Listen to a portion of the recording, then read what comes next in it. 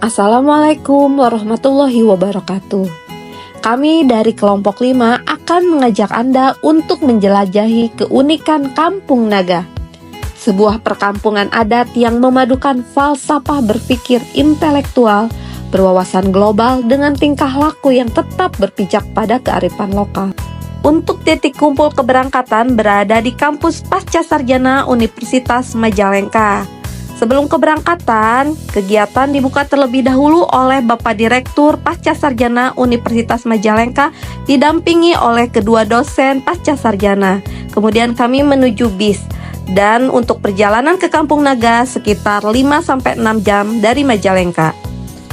Sampurasun warga Priangan Timur, kami akan mengajak Anda menjelajahi salah satu kampung adat yang ada di Tasikmalaya. Yuk! Sebelum memasuki Kampung Naga, kami diberikan pengarahan terlebih dahulu oleh dua pemandu Kampung Naga.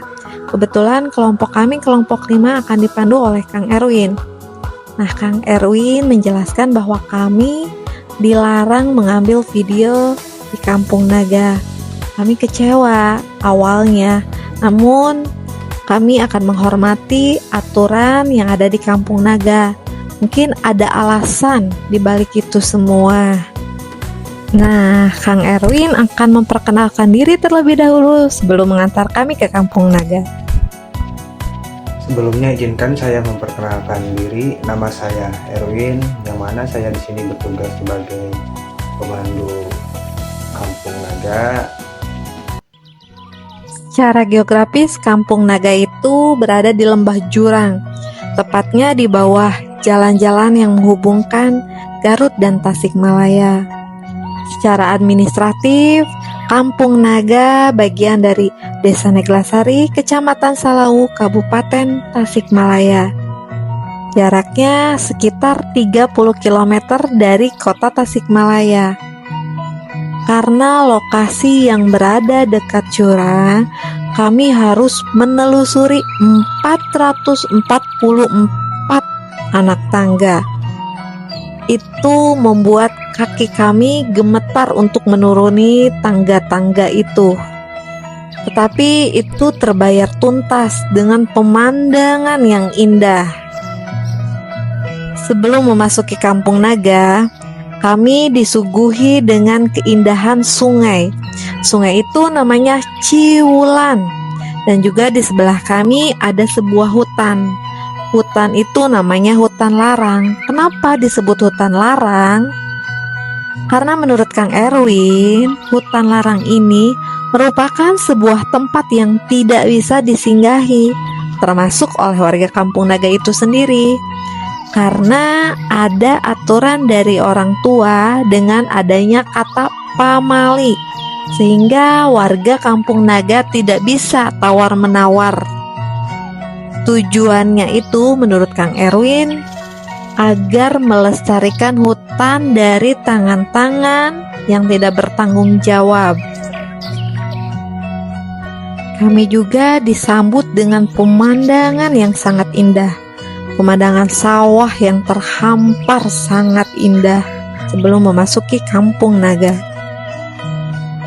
Di Kampung Naga itu ada dua wilayah, yaitu wilayah luar dan juga wilayah dalam. Nah, untuk wilayah luar itu, yang pertama ada jamban, saung lisung, dan juga kandang hewan ternak.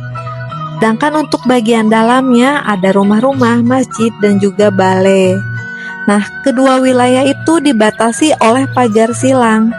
Warga Kampung Naga percaya bahwa hal besi dan kotor itu harus dipisahkan sehingga ada dua bagian wilayah.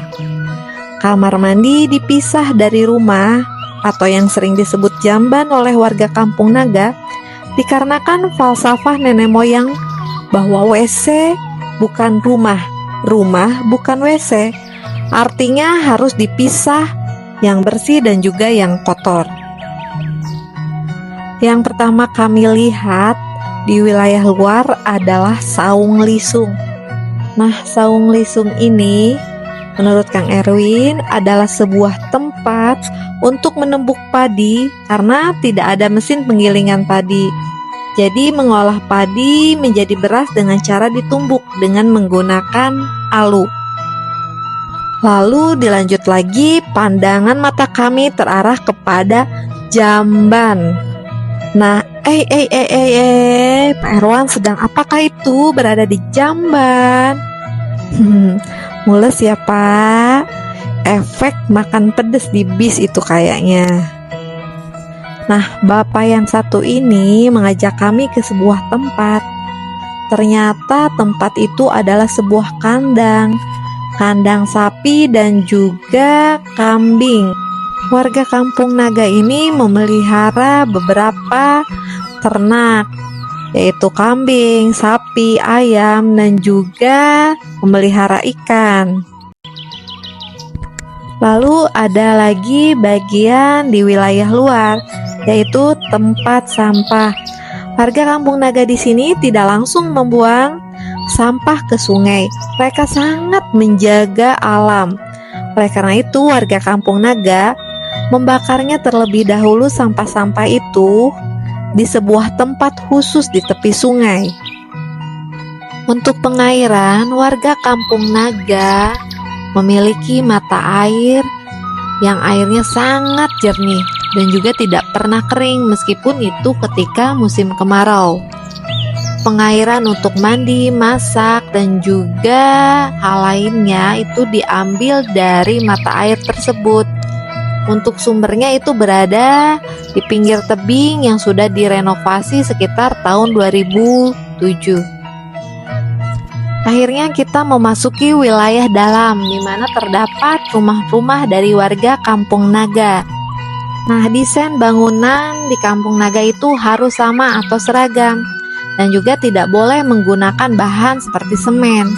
Untuk atapnya itu menggunakan injuk dan juga daun tepus sehingga ada 2 lapisan. Apabila pengerjaannya maksimal, bangunan ini bisa bertahan kurang lebih 30 tahun. Untuk bangunannya menggunakan kayu dan juga bambu. Untuk warnanya menggunakan kapur, jadi tidak menggunakan cat di Kampung Naga. Untuk pondasi menggunakan batu pahat berbentuk persegi. Bisa disebut rumah anti gempa. Kenapa disebut rumah anti gempa? Karena bangunan dan tanah itu hanya menempel tetapi tidak menyatu. Ketika ada getaran di bawah ke atas, tidak ada hambatan otomatis. Bangunan itu ikut goyang dan rumah tidak roboh.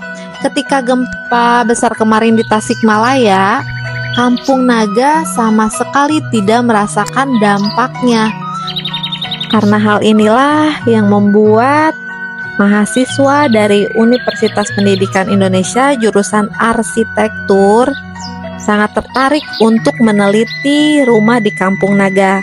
Terlihat di foto ini bahwa banyak mahasiswa dari UPI meneliti rumah-rumah di Kampung Naga ini.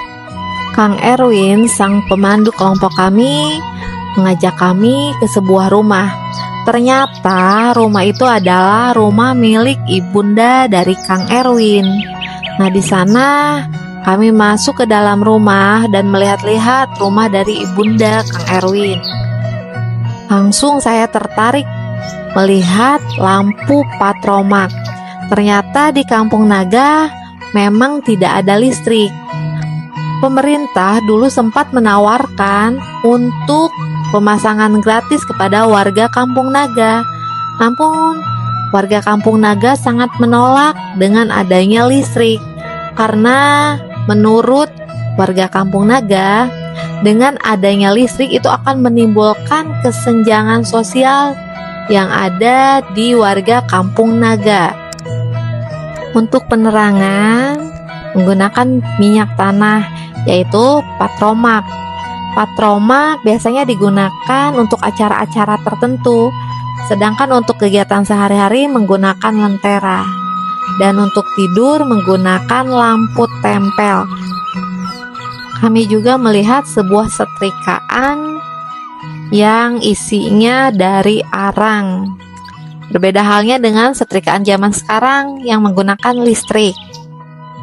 Lalu kami menuju dapur dari rumah Ibunda Kang Erwin.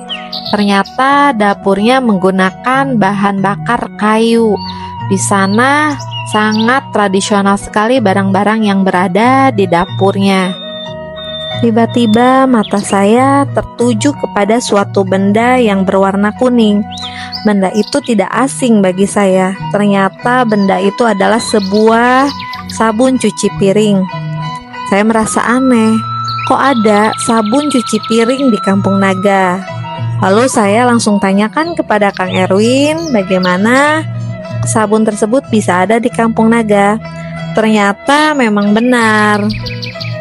Warga Kampung Naga terbiasa menggunakan sabun. Nah, sabun itu sendiri dibeli di pasar. Warga Kampung Naga jika memerlukan kebutuhan pokok atau kebutuhan lainnya, mereka akan pergi ke pasar. Sama halnya dengan warga luar Kampung Naga. Sebelum melanjutkan perjalanan ke masjid, kami berbincang terlebih dahulu dengan warga Kampung Naga. Nah, setelah itu kami menuju ke masjid. Akhirnya sampai juga di Masjid Kampung Naga. Nah, menurut Kang Erwin, masyarakat Kampung Naga itu beragama Islam turunan.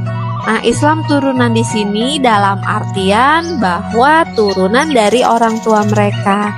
Sarana ibadah atau masjid itu berada di tengah Kampung Naga. Di dalamnya ada mimbar dan juga sekat yang memisahkan antara perempuan dan laki-laki. Masjid ini bisa memuat sekitar 300 orang. Karena belum ada pengeras suara, masih menggunakan kentungan dan beduk. Untuk subuh memukul kentungan dan beduk. Sedangkan untuk duhur dan asar tidak memukul kentungan, langsung memukul ke beduk. Untuk maghrib dan isya memukul kentungan dan juga beduk. Alun-alun Kampung Naga itu berada di tengah pemukiman Kampung Naga. Lahan tengah dikosongkan untuk melakukan acara adat dan juga kegiatan lain yang bersifat umum. Di tengah alun-alun Kampung Naga, kita melihat 3 pasang alat olahraga tradisional yang biasa kita kenal dengan bakiak.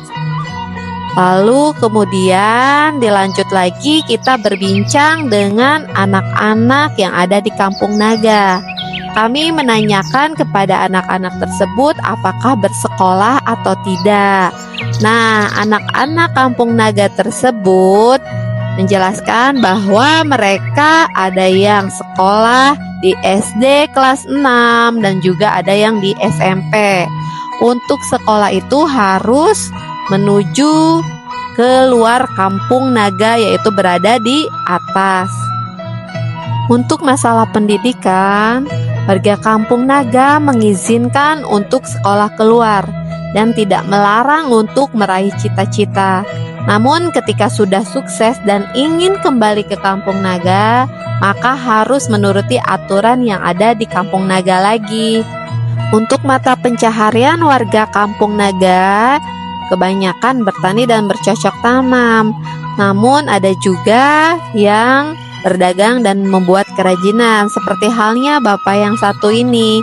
Beliau membuat sebuah kerajinan yang terbuat dari bambu. Beliau sudah lanjut usia namun tetap semangat untuk membuat kerajinan-kerajinan dari bambu. Akhirnya jelajah Kampung Naga telah usai. Saatnya kembali ke daerah masing-masing, ke daerah tercinta Majalengka. Hatur nuhun warga Kampung Naga. Mudah-mudahan enjing pageto tiasa sumping deui ka Kampung Naga. Inilah profil dari kelompok 5.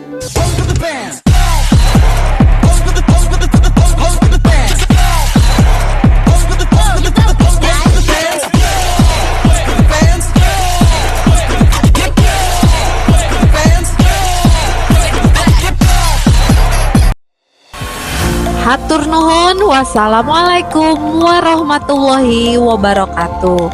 Sampai ketemu di Studi Budaya Pasca Sarjana selanjutnya.